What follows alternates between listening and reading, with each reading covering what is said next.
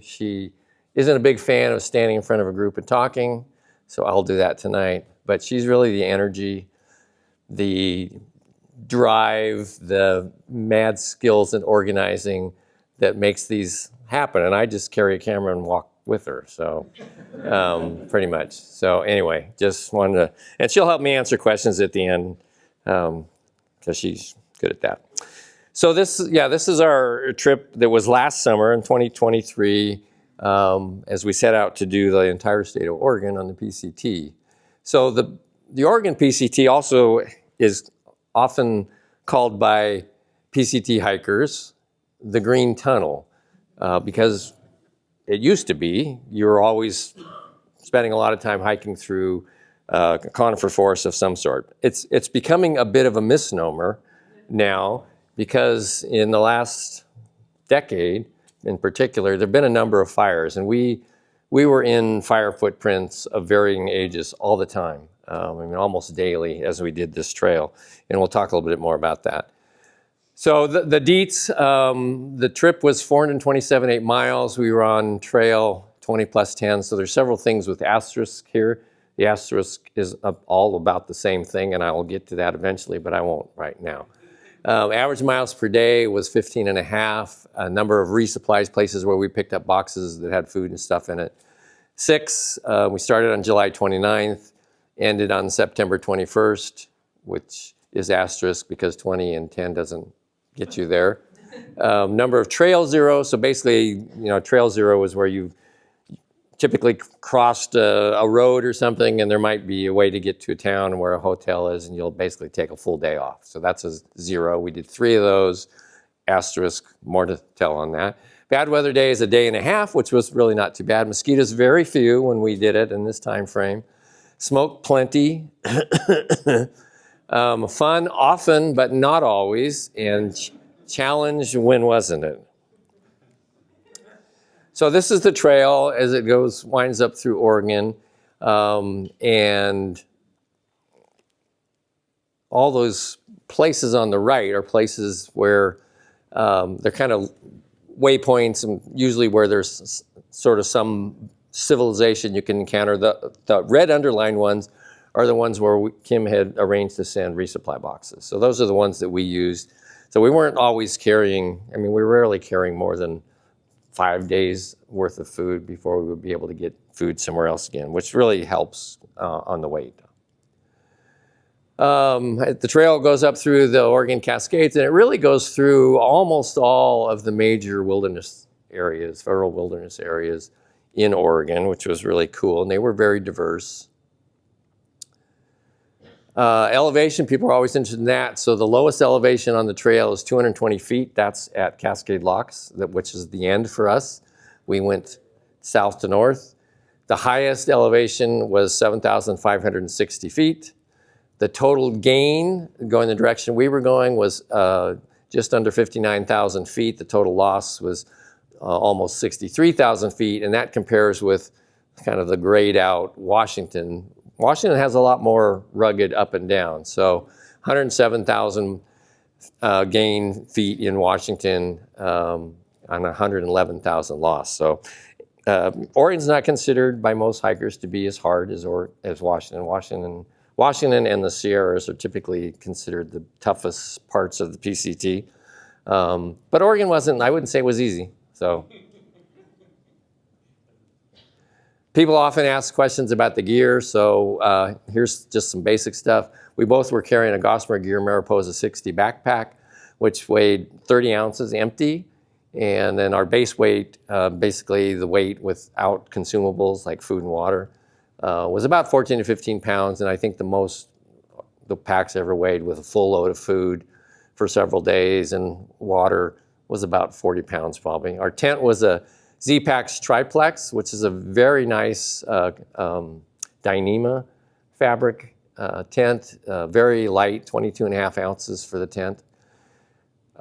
Kim hiked in Topo Terra Venture shoes the whole time. I started with Lone Peak, Ultra Lone Peaks, did about half the trail in that, and then I actually did the last part with the same shoes Kim was wearing. So I don't know if people are familiar with this, but there is a phone app that virtually every PCT hiker has on their phone. It's called Far Out, and it's a GPS enabled. You don't need to have service. It works off of the satellites, and it basically helps you with route finding, but it has all kinds of other information about things on the trail, either in front of you or behind you, campsites, roads, where water is, and there's a way to update this. Anybody can do it. So not only can you find that there's water 5 miles from here, but you can see somebody was there yesterday, and they'll tell you whether the water was flowing or not. And so it's really, really helpful for planning as you're going. And you get several different views, so you can get the sort of the elevation profile view, or you can just kind of get the trail view. And so Kim had that on her phone, and we've used that every time we've gone out. Right now they have 30% off all their trails. Yeah, so you have to buy it by trail. But this, I don't know how people did this kind of stuff before this. Like this will save your bacon, and it does for a lot of people. Just mention that, the signage on the trail was really quite good in Oregon. Signs help a lot. I mean, the phone thing would get us on the right trail if there were junctions that weren't marked, but we didn't have to rely on it for that very much, because the trail signs were really very good in Oregon.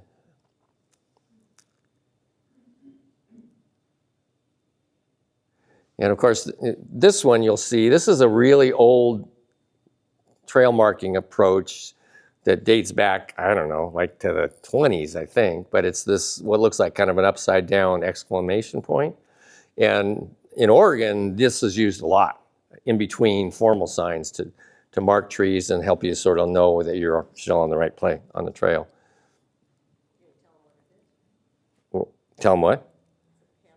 Yeah, I mean, it's supposedly a candle. It was designed to mark trails when there really weren't very many formal signs going up. I think you'll see them around here, even on some trails. But on the PCT, it's used quite often. And in Oregon, I thought it was used more than other places we've been on the PCT. It was pretty easy to find those. So we started basically at I-5 out of Ashland, and this is kind of what it looked like pretty early on in the first day. And then the trail immediately started going up, and we kind of got up and up and up and got into conifer forests early on in the trail. And again, we wouldn't end up staying in living forests all the time, but at the beginning we were in it quite a bit. So the green tunnel thing was maybe apropos. And eventually got up, and it was, opened up, and there were some rocky stretches and ridge tops, but it was really pretty. And this is kind of what we ended up, after a day or so, we were in this, it was pretty striking how much the forests were dominated by mountain hemlock, like days and days and days of walking in mountain hemlock. You'd see another species every once in a while, a Doug fir, occasional ponderosa pine or something, but by and large, we were hiking in mountain hemlock stands like these. And that's flowers going down the trail. So I think 2 or 3 days in, we started getting into our first fire footprints. And this is actually an older fire footprint. It's been recovering for a while. The thing that was really interesting to me about this one is all of those standing trees, the trees that the fire killed, are mountain hemlocks. Almost none of that understory is mountain hemlock. Most of it is true firs, like Pacific silver fir, noble fir, that kind of stuff. So it was like the forest was coming back, but it wasn't the same forest that had been there before. It was going to take time. Mike Ogen could tell you all about that because he's a forester, or used to be. Same morning. So we walked through this burn. It's really pretty early in the morning one day. So the picture on the left, which looks like probably the arborvitaes in your yard, maybe, is not really that. And I don't know how many people, I know Mike knows what that is. Those are heavily, trees that are mountain hemlock, heavily infested with mistletoe. Mistletoe is not the mistletoe that you kiss under in Christmas. It's actually a parasite that hijacks the tree's vegetative production and just kind of goes crazy. And so, we were seeing in these stands these really heavily infested trees that were still alive, but then we were seeing lots of dead trees that had been killed actually by the mistletoe. And I mean, next time fire hits this thing, it's gonna torch. But we probably walked for a good part of one whole day through this stuff, and it was really striking. As we went along, we eventually got fairly soon to, that's Mount McLaughlin in the background, and we're actually hiking around what's called Mount Brown. This kind of orangey trail, that's the trail, and this is the most expensive section of trail on the whole Oregon PCT. It's basically through these lava rock stuff, and they had to bring in all that orangish rock and kind of build a trail through there. And so it was very expensive, but it's a very nice trail, and it's the only way you could have easily gotten through there. And so that, shortly after that, we ended up at our first stop, which was a place called Fish Lake. And when we got there, there were these folks that we got to meet, which the people part of these trails, these long trails, are really pretty cool. You meet some really interesting people. All these folks had trail names. Captain Obvious, Koozie, Wings, Allie. Allie wasn't really a trail name, but so she just used her real name, and then Sawyer. And we hung out with these guys for a while. We saw them a little bit later, at least some of them at Crater Lake. And but it's really fun when you meet folks. And we didn't do a zero here, we did a Nero. So we spent a night, but we didn't take the next day off. We got back on the trail the next day. After we left Fish Lake, you what? The guy on the left, what's his trail name? Oh, that's Critters. And thanks to guys like you, because Phil will send me a picture on my phone that says, "What kind of poop is this?" So shortly after we left Fish Lake, we kind of did our first kind of pass or peak, which was Devil's Peak, and we climbed up over it this one day, and we could see this kind of weather thing starting to happen pretty early in the day. And it just kind of started looking more and more ominous. We kind of went down off of the peak and got down into the forest. And by late in the afternoon, it kind of unleashed. And this was actually, we actually hiked for, probably an hour and a half in a hailstorm. They were bouncing off my hat, and they weren't big enough to make me stop, but I kept going. So this was our campsite. When we got to it, it was just covered with hail. But then the next day was completely different. It was back to good weather, and the next kind of major thing that we encountered along there was, of course, Crater Lake. Everybody's probably familiar with Crater Lake. It's beautiful. We actually, we did take a zero here and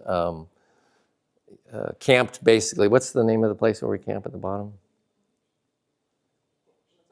Mazama, yeah. So you don't camp up here at the top. You camp kind of down below, and that's kind of where a lot of the services are. So anyway, and it was just coming out of Fish Lake. We met these two interesting folks.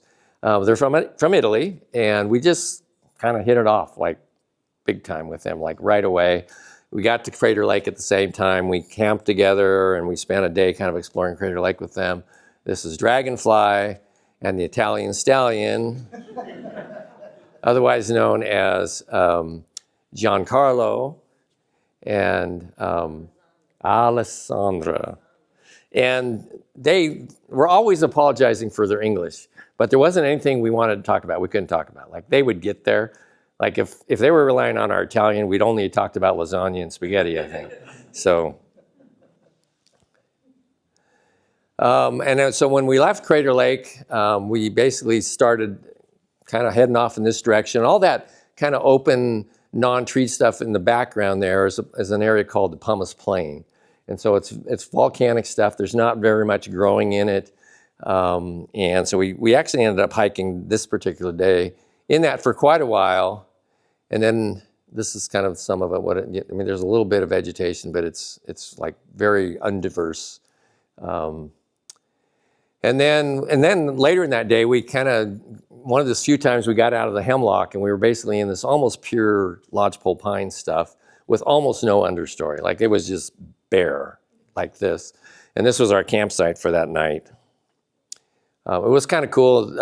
As we were going to bed, getting in our tent, I could hear this common nighthawk doing its courtship flight above us, which if you've ever heard a common nighthawk, that's a really cool sound. And so then the next kind of big thing we run into was Mount Thielsen. And that's that peak there. It's actually, I think it's climbable without technical stuff. People have climbed this one quite a lot. And we saw a climber's trail. And so then when you kind of go, you kind of go around Thielsen. And then later in that day, you get to this spot, which is for the official PCT in Oregon and Washington, this is the high point for both states. It's 7,560 feet. In Washington, on the official trail, the high point is Washington Pass in the North Cascades, and it's like 7,520 or something like that, I think. But if you live around here, you probably know that there's an alternate, which goes kind of up over Old Snowy, and that takes you actually higher than 7,560, takes you to 7,600 feet. And so if you take that route, which we did when we did that part a couple years ago, that's actually the high point. Interestingly, this high point, though, in Oregon looks like this. Like it's not a peak, it's not a pass, it's just a big, flat, kind of meadowy thing. But it is, you've been climbing for a while, and it's sort of the highest point you'll get to in Oregon. And so we camped not very far from that high point. And then the next morning, this was the sunrise that we woke up to at our campsite. Really, really pretty country. And then back into the hemlock forest. And there was lots of hemlock forest. Did you get that part yet? Yeah.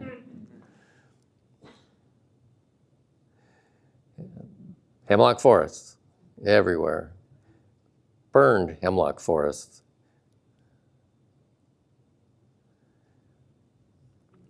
And that's obviously, that was a fire that was just the year before we hiked. So that burned in 2022. And as you can see, it's just barely starting to get some plant recovery in it. Hemlock forest. Hemlock forest. And hemlock forest. So this is Summit Lake, which is really one of the bigger bodies of water we go by. And it's basically right as you're about to enter the Diamond Peak Wilderness in Central Oregon. So staying with that theme, so there are a lot of lakes. I mean, water isn't super challenging in Oregon. There were a couple places where you had to carry a little bit longer. But there are a lot of lakes in Oregon, as it turns out, besides Hemlock. And so in lots of different ways. So like occasionally, I think this was the very first campsite we had on the trail, which was this piped spring that you could fill your water from. And another spring that had a sign that you had to kind of go off the trail a little bit. And these are water caches. You're told not to depend on them. There's occasionally a time when you really sort of have to. And this was one of them. And so somebody's servicing this, bringing water there, and hikers can just, as they get to these spots, can use the water. And then, it was really nice when we'd come to an actual creek. That was a really good place to get water because they're usually pretty clear and like that. But we always used a filtration system. We didn't drink really any, other than if you were confident in the cache and how it got there, and you might drink it just out of the bottle. But normally everything we were getting, we were filtering for us out of a Sawyer squeeze filter, which is really common with PCT hikers. So one day while we were getting water, there were these 2 cascade frogs that were just sitting on a rock right where we were getting water. And they didn't seem to mind us at all. And they just sat there while we were filling our water, and then just kind of cute little guys. There are lakes in Oregon. Did I mention that? Quite a few lakes in Oregon. There's even wilderness areas named after there being a lot of lakes in Oregon. I mean, they're really pretty. Most of them. You don't go right to them all. Some of them you just see below you, but there's a lot of them. And in fact, there are so many lakes in Oregon that the people whose job it was to name lakes, they eventually said, "We got nothing." And so we did come across this sign one day.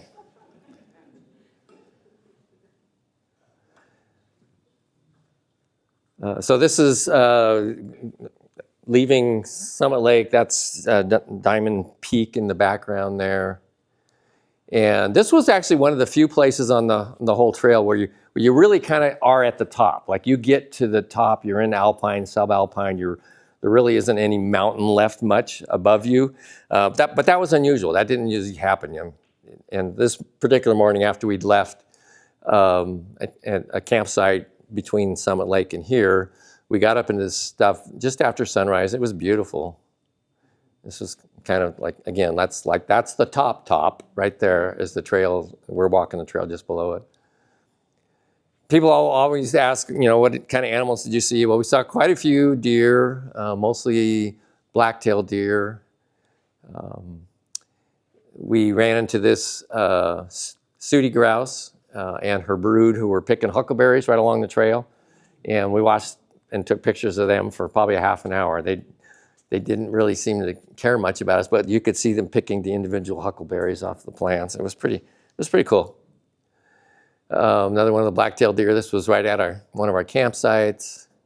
Golden mantled ground squirrel, though were pretty common. And folks like this are basically pretty used to people and are asking you about what kind of granola bar are you carrying today. That's a yellow-bellied marmot. They don't have hoary marmots in Oregon. It's all yellow-bellied. That's one in the lava rocks we ran into. We did see a couple pikas in a couple of different places, which are one of my favorite animals of the high country. This is another really scenic lake that we actually walked right by. This is called Brahma Lake. This particular day there, we walked by lakes like every 15 minutes. Like there was plenty of water in this stretch. This is Charlton Lake, where we eventually got to, and Charlton Lake, another one of the really big lakes. You go right to it. We got some trail magic there. And if you don't know what trail magic is, we can tell you that at the end. And it was interesting because when we got to this lake, this is what it looked like. It was beautiful.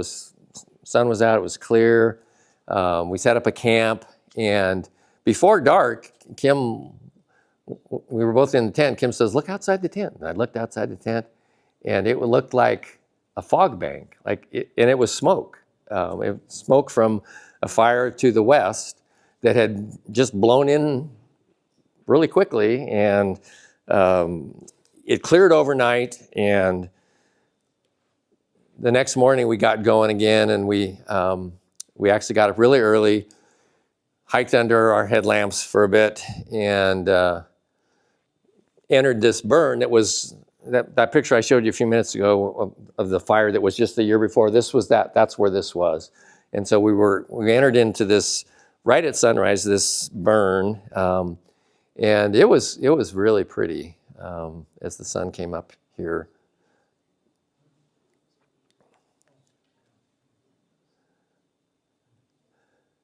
But you could, as the morning wore on, you could kind of see a little more smoke kind of settling in the distance. And we weren't quite sure what that meant for us, but we just kind of kept going. And then it kind of got worse and worse and worse.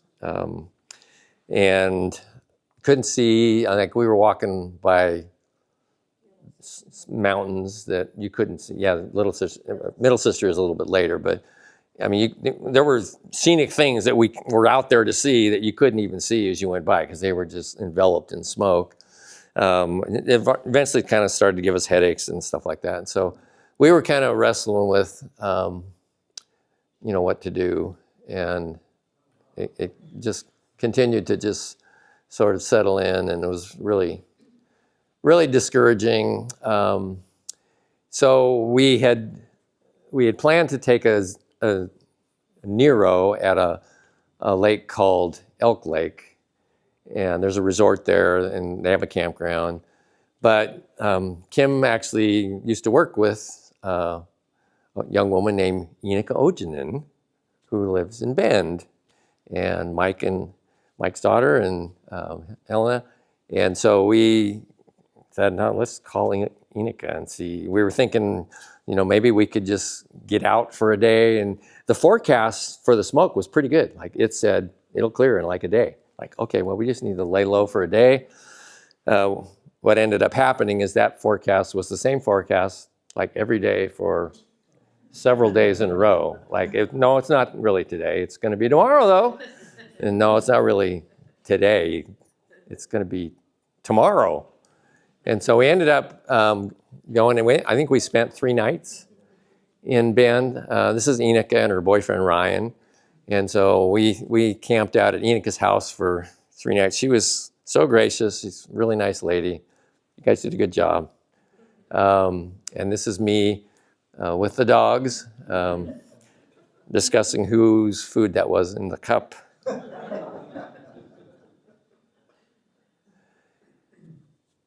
So it looked like we were kind of starting to maybe believe it would break at some point, and we were kind of tired of imposing on Inika, and so we thought, okay, well, let's go with the forecast. Let's get back out there, and hopefully in a day or so it really will be clear. So we started out on, this was the first day we restarted, and that is middle sister, right? Or no, that's south sister. That's south sister, and you could see it. It was still clearly a bit obscured by smoke, and so then we hiked all day, got to a campsite, and that night I got out to the tent to go to the bathroom, and the stars were out. Like it had cleared really nicely, and we're like, all right, that's what we were waiting for. And so the next morning, it looks pretty good still, and kind of tootling along on the trail again, and can't really see it in this picture, but pretty soon it's back. It starts to settle back in, and get, kind of same thing. It just kind of worsened and worsened. This is Kim coming up through a lava field thing that morning, and you can see the smoke in the background. And we eventually, just seeing more of this, we just decided this just wasn't working. And since we lived not that far from Oregon, we thought, let's just go home. And we also had a wedding coming up in early September so we couldn't just like stretch out hanging out somewhere for a long time. So we just decided to go home, and we kind of thought that probably was it for Oregon.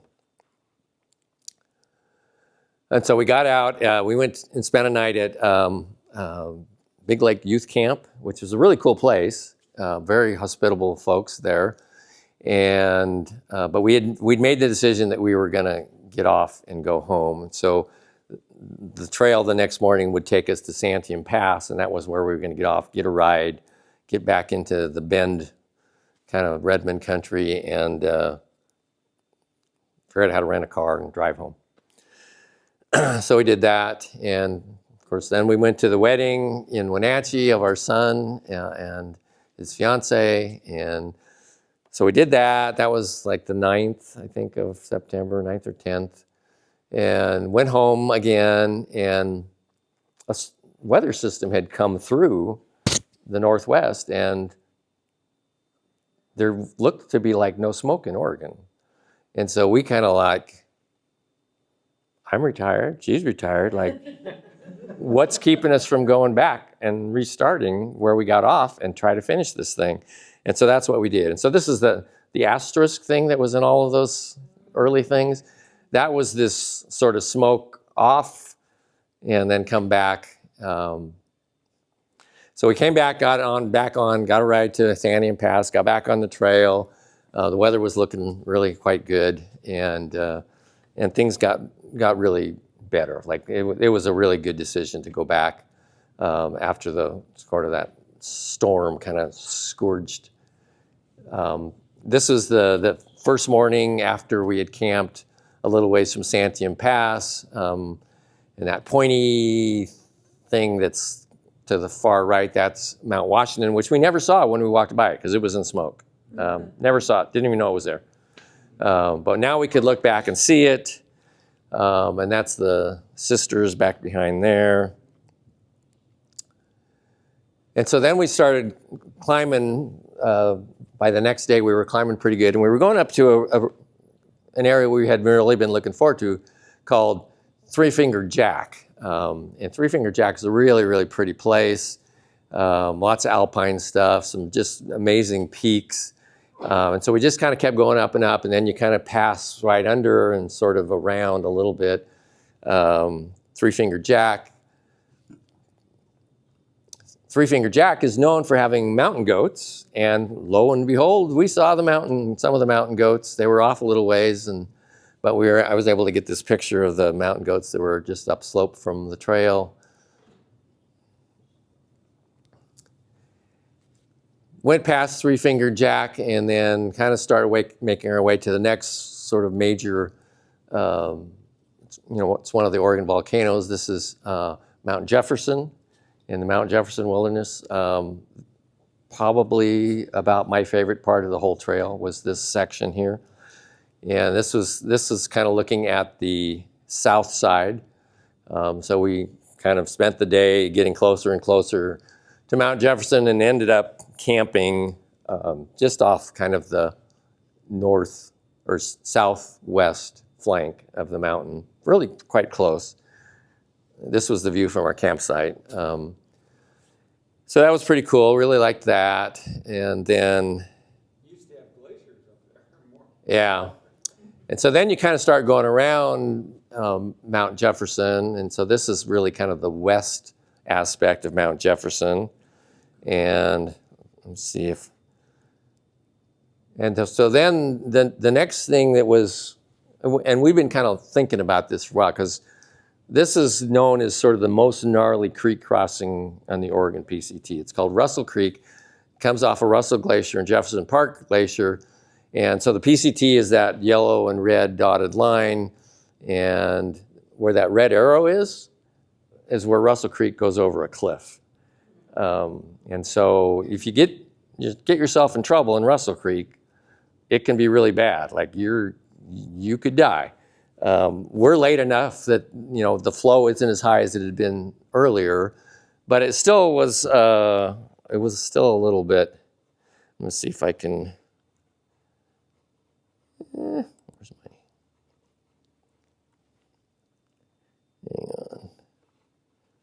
Where's my mouse? I had this video that I was going to show. Oops. Okay, let's do this.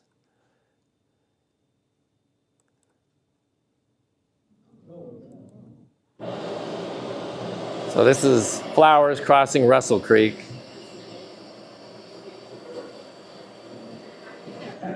You like that look? Yeah.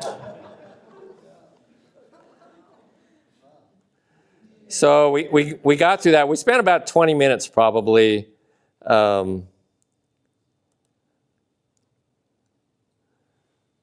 scoping it out, like figuring out where we wanted to cross. And there was no great place. Like it was just like that. It was a bit braided, but it was moving really fast.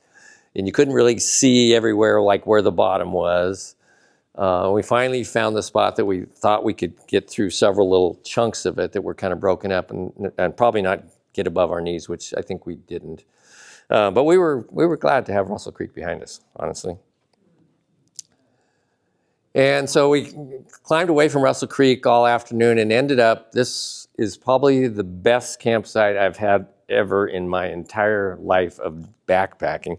This is Mount Jefferson.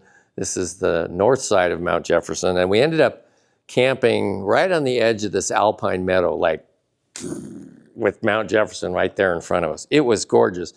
About 9 o'clock in the tent, so this is September. I hear this, I'm almost asleep. I hear this sound, I'm like, wake up, and I'm like, what is that? And it's like, and it's bull elk bugling in the meadow, just kind of just down below us. And it went for an hour of these bulls talking back and forth, and we're just lying in the tent listening to this. It was so wonderful. It was one of my favorite nights on the trail. And this is sunset that night. Really, really pretty place. Beautiful. And the north side had more glacial looking stuff. So really pretty. So we got up the next morning, climbed out of that meadow system, and then went up to this little pass. And this is from that pass. That little pointy thing in the far distance is really the first good look we had at Hood. That was Mount Hood. And you know, we're looking at, when you're on the trail, you look at things like that and you think, I'm supposed to be there in like no more than 3 days. Like, that looks like a long way. But you just keep trucking, and we'd eventually get there. Still walking regularly through these places that have been burned. Some of them were pretty, some of them were just sad, really. I mean, it's just the scale of the fire effect on the landscape is really kind of, when you really start to see it like crossing the whole state, it's pretty alarming. Then you briefly enter the Warm Springs Indian Reservation. This is where we saw our only bear on the trail.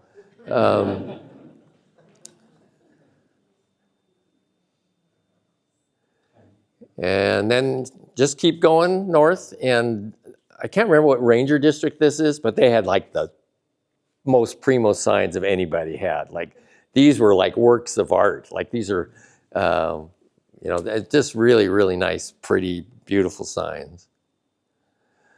Of course, by now it's you know, almost late September. The fall colors are starting to turn, and vine maples like this were really pretty along the trail. And then we came to, I don't know how many people have ever heard of Little Crater Lake. Little Crater Lake is a somewhat obscure little thing. It's just off the PCT. You can actually drive to it from the other side. There's a parking area. You can get pretty close to it.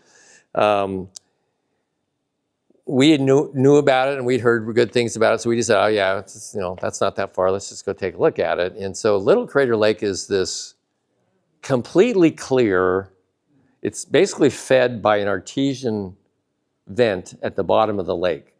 No matter what month of year it is, the water temperature is about 33 degrees. Like, it is just cold as anything.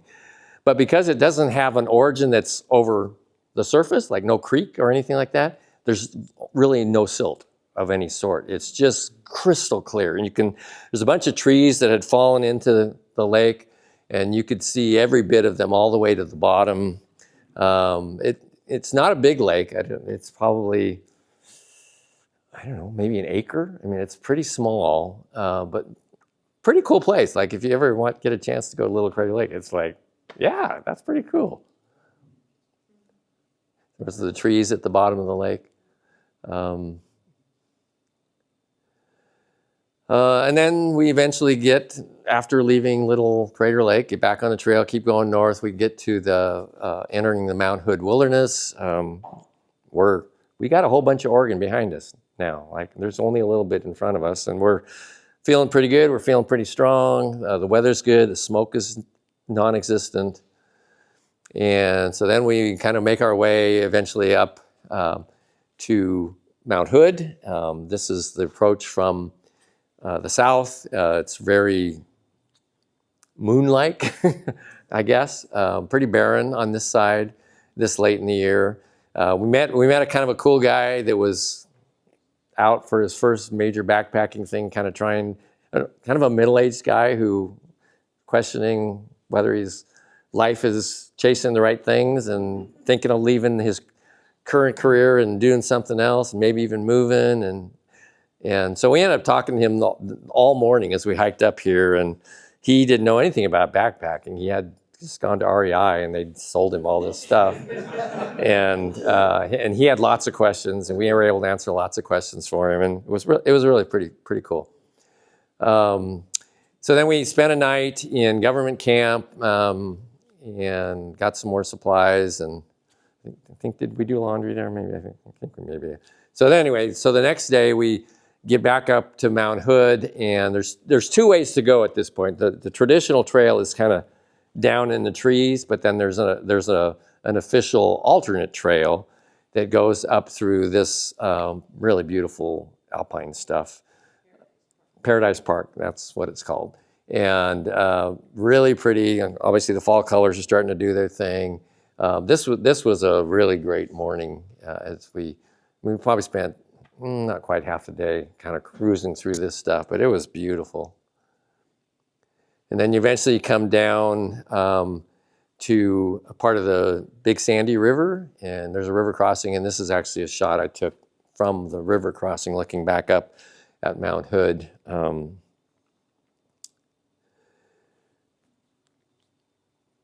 Then we got, like the next day, I mean, I think about 2 in the morning at the campsite we used that day before. About 2 in the morning it started to rain, and we kind of had heard there was maybe some rain coming, and this was a really wet day and cold. I mean, it wasn't freezing. I mean, it was a perfect day for hypothermia. And we walked all day in this rain. We didn't really even, I mean, we ate on the go, and it was, we just didn't stop for anything. We were just like trying to get to a campsite at the end of the day and hopefully still have feeling somewhere in our toes or in our fingers. But it was, the vegetation was all wet, and that was getting our clothes all wet, and it was kind of miserable, honestly. It was really the only, we had that one storm, that hailstorm earlier on the trip, but this was really the only all-day weather event we had that really knocked us on our butts. So then we camped and basically camped on this old road, really, that was the best place we could find. And we pitched our tent. I mean, it was probably 3 in the afternoon. We pitched our tent, as soon as the tent was up, dove into the tent and didn't come out till morning, other than to get out and pee. I mean, we got into our sleeping bags right away, like 3:20 in the afternoon. We're in our sleeping bags just trying to warm up.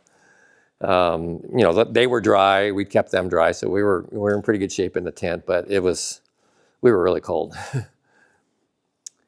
So the next morning we got up and climbed a little bit more from that campsite and climbed up to this high point where we could kind of finally see across the Columbia River and see towards Washington, and that's Mount St. Helens off in the distance there. Really pretty. This is all huckleberry stuff that's changing color here, and we knew we could get out this day. That was the plan. We actually sped up a little bit with the thing the day before, we wanted to get off. And we took the route that takes you through the old Tunnel Falls Trail, which that's another area, obviously, that burned several years ago and looks completely different than it used to. There's Tunnel Falls. The trail goes behind the water, which is why it's called Tunnel Falls. And eventually we got to the Columbia River and Cascade Locks, which was the end of the trip. We got it from I-5 near Ashland to to the Cascade Locks on the Columbia River, and basically 2 chunks that added up to about a month on the trail. So flowers. So this PCT stuff, I enjoy it sometimes, depending on the place. I mean, I enjoy it quite a bit actually, but I'm kind of a high grader. So like there are places that I want to do it, and there's other places where I know, I'm not sure that's one's for me, just because it's not the most scenic maybe. But Kim has really, for quite a while, several years, has been really committed to doing the whole thing, chunking it together, being able to say that she walked from Mexico to Canada on everything that could be walked that was open. I mean, every year there's a little bit that's closed. And so she's got this puzzle. She actually has it with her if you want to see it. It's up there on the steps. So the puzzle pieces are sections of the PCT, and every time she finishes one, she drops that puzzle piece in. And so those little black spots, those are the only ones that are left for her. And she will have completed the whole PCT. So I've done, I don't know, I haven't added it up. I've probably done 12 or 1,300 miles maybe. But out of the 2,652, something like that, 2,650 roughly, she's got 485 miles left. The biggest chunk of that is in our home state. We were going to finish that this past summer, but fires prevented that. So we went to the Sierras and did a different piece. So next summer, hopefully we're going to finish that, or the Washington piece from Snoqualmie Pass to Canada. And then she's got these 2 other little ones. I'll do that lower one with her. The other one with the 3 slots, that's one that she's going to do with a couple of lady friends that she hikes with sometimes too, that she met on the PCT and has been hiking with when I'm not around.